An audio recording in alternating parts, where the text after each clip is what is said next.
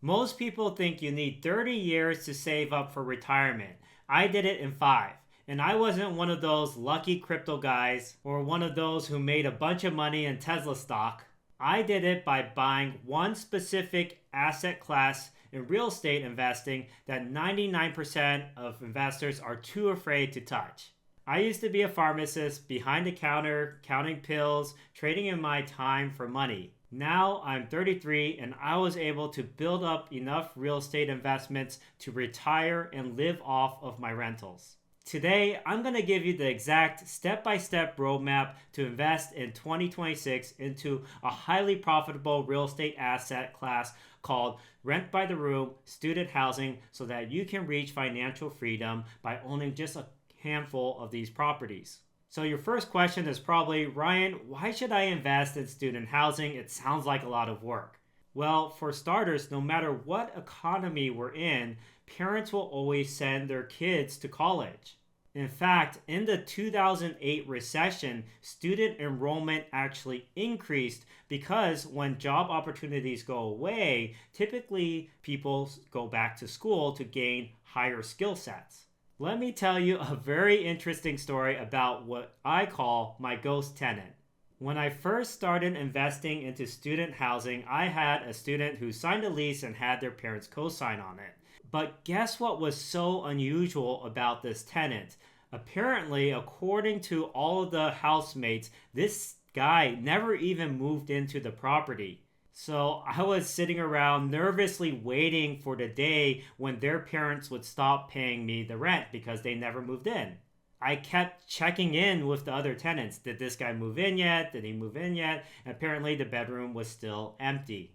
Yet every single month the rent came in like clockwork. I found out later that this kid's grandpa was very sick and the kid decided to take a gap year in order to help take care of his family. And apparently the father was a cop and he told his son, hey, we signed a lease obligation and so we need to pay the landlord what we agreed to pay. And so that father paid me every single month for a full 12-month lease without the son ever stepping foot into that property. That's how consistent student housing rent can be. True story. Now, not every case will be like this exactly, of course, but what student housing allows you to do is have a parent guarantor, which is a very powerful tool that makes sure that your rent always gets paid. Because what parent is going to stop paying rent for their child and have the risk of their child getting evicted from where they're studying in college? Plus, let's say the child punches a hole in the wall, mom and dad are still on the hook for the money if you get that parent cosigner.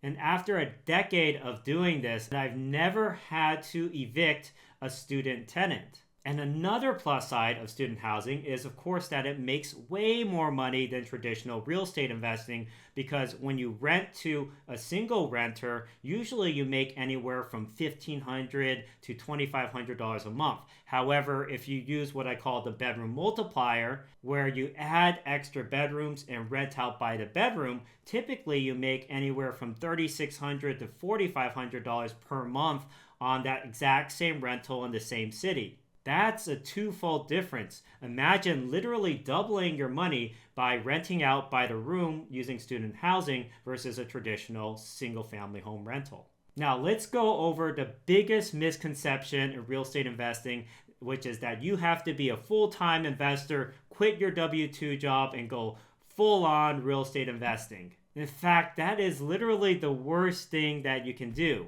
Buying real estate while being in a full-time W-2 job is your biggest advantage for 3 primary reasons. Reason number 1, much easier approval through banks and lenders. Banks love stability, and nothing smells like stability than a W-2 consistent paycheck. When I was still working my W-2 job, I would have banks literally call me every week saying, hey, are you interested in buying another rental property because I'm here to give you another loan? Versus when I quit my W-2 job, all of a sudden those lenders stopped calling me and it became much harder to get approved and I had to pay a lot more fees to get a loan. Loans are way harder to get when you're self-employed. Reason number two, a steady paycheck allows you to be more level-headed in your decisions versus getting in a state of desperation where you have to pay your bills. When you're in the state of having to pay your bills, you're not thinking about investing for the long run. And so it's much easier to fall for a get-rich-quick scheme versus something that will truly build your long-term wealth. Now, number three is, of course, you can afford higher cost houses versus if you don't have a steady paycheck, you might only be able to afford cheaper houses. And those cheaper houses might have a lot more problems with them versus buying a better conditioned property that's going to be in a great neighborhood and appreciate a lot more. In fact, I have an example of one of my clients. He bought in a more expensive neighborhood. The property was nearby San Jose State University, which is in the San Francisco Bay Area. And what he did was he bought it for $1.125 million, but that rental rented out to 8 students, and he was making over $5,500 a month in net cash flow from that deal after all expenses. And he wouldn't have been able to purchase that property if he didn't buy it while working his high-income tech job at the time that he purchased that rental. Now, I know what you might be thinking, Ryan, I have a W-2, but I don't have $60,000 to put as a down payment on a property. This is one of the most common objections that I hear, and it's actually more of a mental block rather than a financial block. Let me explain. If you do something called a house hack, where you live in one room and you rent out the other rooms. Or if you buy like a duplex and you live in one unit and then rent out the other unit, what you can do is do a much lower down payment on that property. You only need a 3 to 3.5% down, in some cases 0% down, whenever you do a house hack. And that's an easy way for a lot of new investors to get started in real estate. For example, let's say you buy a $400,000 property, 3% down on that is only $12,000 that you need to have saved up to buy that property. Now, usually there will also be like closing costs as well, so I recommend having another $10,000 as buffer cash before you invest. House hacking is exactly what I do in Sacramento, where I live in the master bedroom and I rent out to Sacramento State students and UC Davis healthcare workers. Okay, now that we know how much money you need to invest, let's talk about step number 2, which is where do you buy your first property for student housing? Well, here's the golden rule. You want to be within a 0.7 to 1 mile distance from campus. I call that the golden circle, where you draw a circle around the campus that is about a 1 mile radius from campus, and that's basically your buy box. Why do we do this? Because students love to procrastinate. They'd like to wake up 10 minutes, 15 minutes before class and be able to walk to campus or bike to campus to be able to be in their seat for their 8 a.m. classes. So if you're buying a property that's 2 miles or further away, you might as well be on the moon if you're renting out to a student. This also creates an artificial moat around your business where even if enrollment dips, you will still get a lot of demand for your house because students always want to be within a walkable or bikeable distance to campus. And then you're going to want to take advantage of the bedroom multiplier, which means you want to add as many extra bedrooms as you can to maximize the cash flow on that property. When you take advantage of the golden circle plus the bedroom multiplier, it allows you to buy a property that will end up bringing in consistent cash flow no matter what the economy is doing at the time. Now, let's talk about the elephant in the room, which is, of course, interest rates. A common question is, why don't I wait for the rates to drop to 5% or 4% before I buy my first property? What you might not realize is that high interest rates are actually really great for beginner investors. I know it might sound crazy, but hear me out. When rates are low, everyone is buying. Your neighbor is buying, your grandma is buying. Imagine having to compete in that environment. A great example is in 2021. Let's talk about the facts. In April of 2021, when interest rates were 3%, Redfin reported that 72% of offers placed faced a bidding war, which means it had a competing offer and they had to try to outbid each other on a higher price point in order to buy that property. And if you bought during that time, you were basically gambling because you typically had to waive your home inspection. I had a friend who actually put in an offer during that time where that was $50,000 over the offer price. And guess what? He lost. He was beat out by another cash buyer who offered even more than he offered on that same property. And this was in 2021.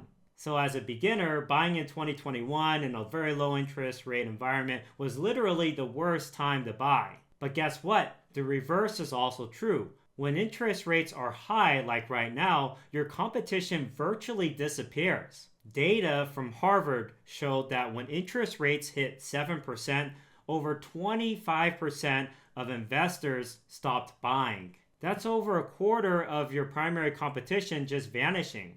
Not only that, but recent data from this high interest rate environment shows that 44% of owners are offering concessions on selling their properties, meaning almost half the market is willing to negotiate on your terms as the buyer. And that leaves the market really wide open for you, which you need to take advantage of in 2026. We have this phrase in real estate. You want to date the rate, but marry the house. What does that mean? Well, when you buy a house, you lock in your purchase price and you also have an interest rate, but you can always refinance that interest rate when the rate drops, and then you get the lower interest rate as well. So what you should do is buy now where you can negotiate a large discount on the property and then wait for the rates to drop and refinance the rate so that you get the best of both worlds. You get a low purchase price and a low interest rate. And as a beginner investor, it's also much easier to get your foot in the door because you can negotiate with the seller on virtually anything. I was even able to get an $87,000 reduction in purchase price on a recent deal. That's how scarce the competition is. Now, real estate is not a get-rich-quick scheme. It's a get-rich-for-sure scheme. It takes a lot of time, patience, discipline, and effort to build, as well as the courage to act when all other investors are scared, as we talked about just now. But imagine, just a year from now, your first student rental could be earning $1,500 to $2,500 in net cash flow after all expenses.